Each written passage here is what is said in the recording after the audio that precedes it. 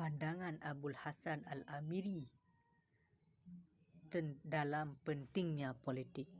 Politik adalah jalan menuju demi kebahagiaan dunia akhirat. Politik adalah jalan menuju ketertiban dan ketenangan hidup. Tujuannya untuk memutuskan kesengsaraan atau permusuhan dalam beragam perbedaan. Para pengelola negara, para penjamin makanan. Golongan ini adalah mereka yang bekerja agar barang kebutuhan manusia dapat tersedia. Para petani, tukang, pedagang, buruh, pengemudi kereta atau pelaut, mereka harus diatur demi kepentingan umum oleh penjaga. Para penjaga, golongan ini seluruhnya mengabdi diri pada kepentingan umum. Mereka harus hidup dengan cara mengutamakan kepentingan umum. Para pemimpin, golongan ini dapat diperoleh dari golongan penjaga yang dipercaya dan mendalami filsafat. Pemahaman beliau tentang kesadaran posisi dan peran. Menurut Amiri, secara natural bahwa setiap manusia dilahirkan membawa potensi sendiri-sendiri. Ada yang menjadi orang merdeka, ada pula yang menjadi hamba. Kenyataan ini tidak akan merusak citra manusia itu sendiri, sebab secara umum mereka mempunyai tugas masing-masing dan tidak akan terjadi tumpang tindih dalam menjalankan kehidupan mereka. Oleh karena itu, setiap orang harus menerima dan menjalankan perannya masing-masing. Al-i'lam bimanaqibil Islam. Pendapat beliau tentang pemimpin. Sebagaimana Al-Farabi ditemukan bahwa pemimpin itu tidak bisa sembarang orang. Orang yang dapat menjadi kepala negara adalah masyarakat atau manusia yang paling sempurna dari kelas yang tertinggi, dibantu oleh orang-orang yang menjadi pilihan yang sederajat. Pemimpin tersebut adalah yang memenuhi salah satu dari dua kriteria, yaitu orang yang secara fitrah dan natural siap untuk memimpin, filsuf, dan kedua, mereka yang memiliki hai'ah, malakah, dan kehendak Tuhan, Nabi. Pendapat beliau dalam kepemimpinan yang kuat dan yang lemah. Kepemimpinan kuat adalah keunggulan intelektual dan keutamaan moral. Pemerintah yang kuat mampu membebaskan rakyat dalam mengoptimalkan kerja pikir rakyatnya untuk mencapai kemajuan bangsa.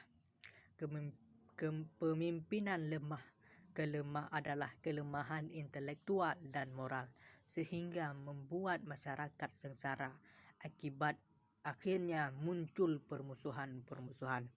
Sedangkan Islam menyeru pemerintah untuk menciptakan masyarakat yang saling bekerja sama dalam ikatan persaudaraan dan persahabatan. Islam tidak menghendaki situasi yang sebaliknya, di mana rakyat hidup dalam perpecahan yang menimbulkan percikan permusuhan. Pendapat beliau dalam masyarakat dan pemimpin. Bagi para pemimpin, masyarakat tidak sekadar sebagai objek untuk dikelola, namun juga subjek yang harus dibela dan dipertahankan. Masyarakat adalah kekuatan utama untuk dimuliakan, Asy-Syarif, diberdayakan, Al-Qawi, dan diayomi, Al-Wali, bukan direndahkan, Al-Wadi, dilemahkan, Al-Dhaif, dan dimusuhi, Al-Adu. Pendapat beliau dalam masyarakat dan kebenaran. Perbedaan pandang terhadap kebenaran akan terus terjadi. Oleh karena itu, perbedaan harus disadari dan dikelola dengan baik. Perbedaan, fanatisme, lenyapnya akal sehat. Itulah siklusnya. Meskipun begitu, kebenaran tidak sekedar bersifat sosiologis antropologis, Kebenaran tidak akan menjadi kejahatan karena ketidaksepakatan masyarakat terhadap kebenaran tersebut. Sebaliknya, kejahatan tidak akan menjadi kebenaran karena menyetujui perbuatan jahat tersebut. Pandangan beliau dalam masyarakat dan konflik agama. Potensi konflik agama di masyarakat lebih banyak disebabkan oleh faktor eksternal, yaitu pemahaman agama yang kurang utuh. Yang pertama, yang kedua, kondisi sosial dan kepentingan para pemeluknya. Solusinya memperbanyak membangun manusia ulul albab. Ulul albab dalam pandangan beliau yaitu manusia cerdas. Ulul absar, orang yang memiliki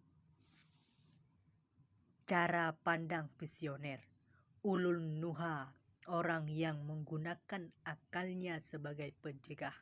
Ulul albab, orang yang menggunakan akal dan hatinya dengan selalu terkoneksi dengan Tuhan. Ciri ulul albab dalam Al-Quran: senantiasa mengingat Allah. Al-Imran 190, 191.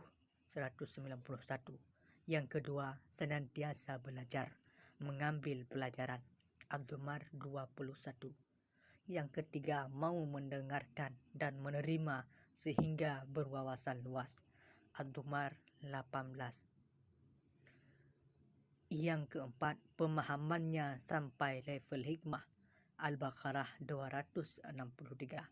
Yang kelima, ridha Allah sebagai orientasi keilmuan. Ali Imran 7.